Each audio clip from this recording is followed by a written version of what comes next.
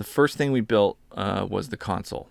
I wanted a console that had the vintage sound, but had modern flexibility as well. And that's what was really missing for me. There are modern consoles that had lots of flexibility, but didn't have the vintage sound. Vintage consoles, are very musical, but not flexible enough. So that was really the motivator for building the Undertone console. Once the console was built, it was apparent that all of the effort that was put into the design of the console would be valuable to people, and that would be, the beginning of Undertone Audio, and we could use all of that design work and apply it to rack mount products that would be available for people that, wanted that vintage sound and flexibility and either couldn't afford or didn't want a whole console. The first rack mount product that Undertone Audio has put out is the MPEQ-1. It's a mic preamp equalizer, essentially a channel strip from an Undertone console.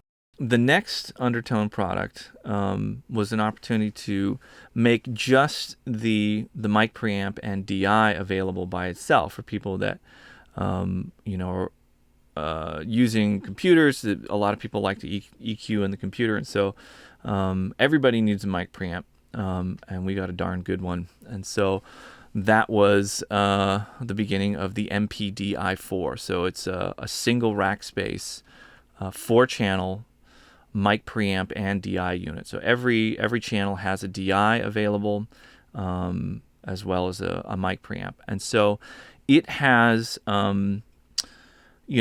essentially the same circuitry that's in the original console and in the MPEQ-1. There's additional panel real estate available, and so we were able to add a couple of convenient new features for the MPDI-4. So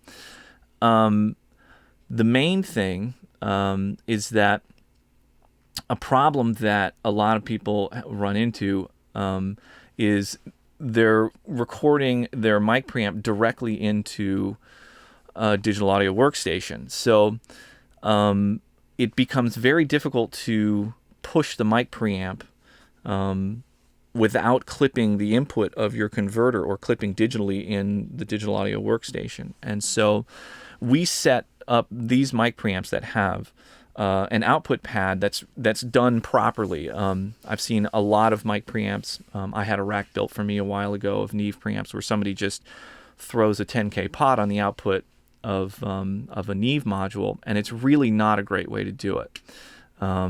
It makes the output susceptible to loading when you're padding it passively on the output, and can have unexpected effects on the overall sound. You may just want to turn things down so you can push the preamp, but when you do that, it's changing other things as well. It may react to the cables that are hanging off the output and other things in ways that you don't want. And so the way we do it on the MPDI-4, there's a button that drops the output 10 dB. It gives you plenty of room to be able to drive this thing into complete absolute fuzz if you want to, and it would never clip the front end of your digital workstation.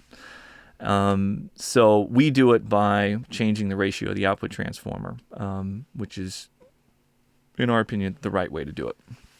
And so it has that, and then we also made it so the transformer, both the input and output transformer, are bypassable with controls on the front of the device. And so just from the front panel, you can switch them in and out very easily. Just an additional convenience on the MPDI-4.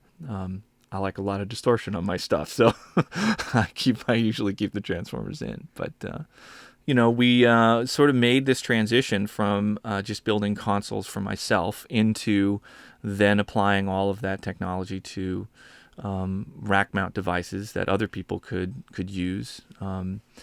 Initially, we were building them ourselves and making them available mostly to friends of mine and other people that heard about it. And at a certain point, it just sort of outgrew our ability to manage ourselves, and we needed help. And so Vintage King was absolutely my first choice.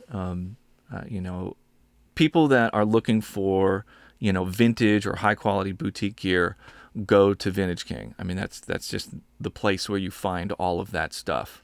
Undertone Audio is making vintage type boutique equipment.